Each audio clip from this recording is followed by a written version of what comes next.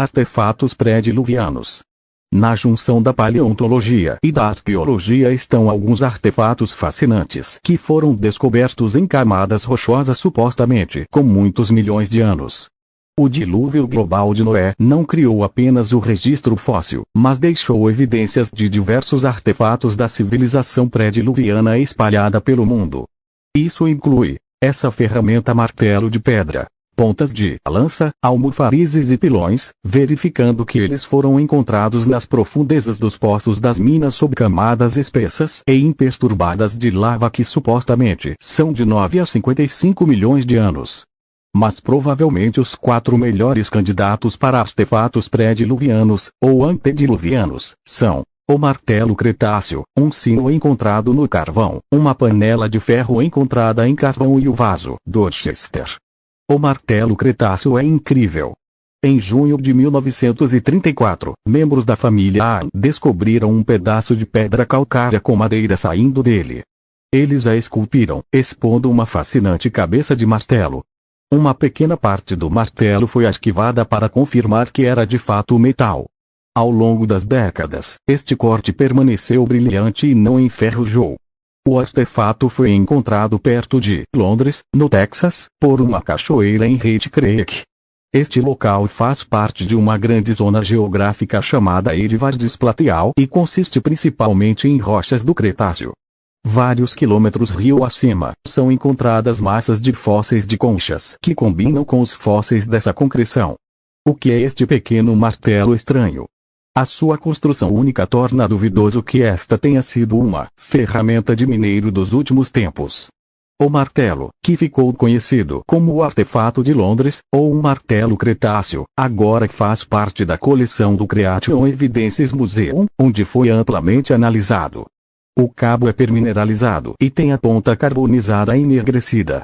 A cabeça é feita de uma mistura rara de ferro com cloro. Isso poderia ser uma ferramenta pré-dilúvio? Muitos cientistas expressaram ceticismo desde que o artefato não foi encontrado por um profissional. Mas a composição, cloro fabricado com ferro metálico, permanece um enigma intrigante.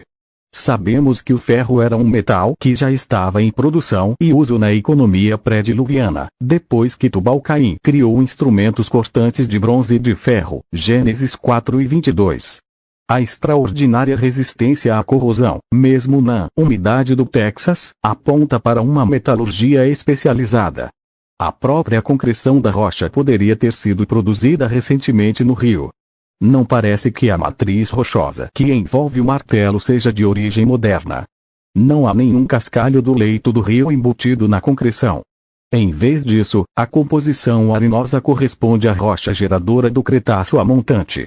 Uma busca cuidadosa do próprio rio revela que não há conchas não abrasadas disponíveis no leito do rio, e, de fato, muito poucas conchas.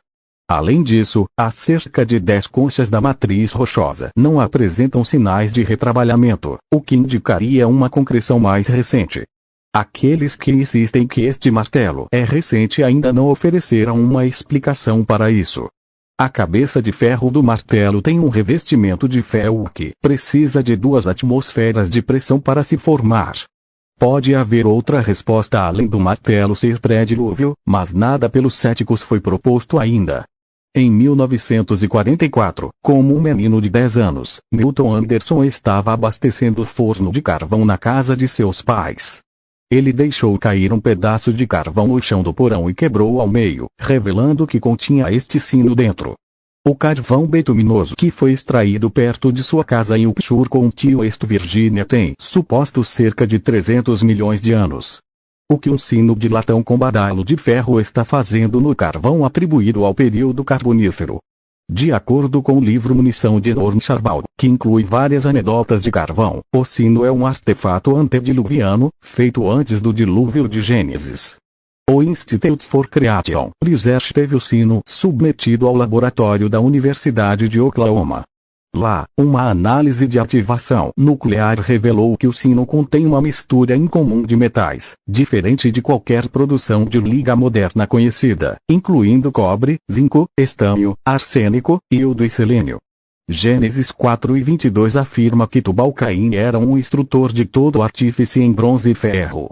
Talvez quando a civilização pré-dilúvio chegou ao fim no dilúvio, um dos descendentes de Caim criou um sino que foi enterrado com uma massa de vegetação que se tornou carvão e acabou milhares de anos depois, no depósito de carvão de Ned Anderson.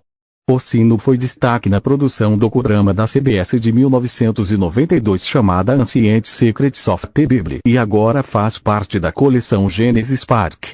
Mais tarde, Milton Anderson passou muito tempo pesquisando a figura em cima do sino.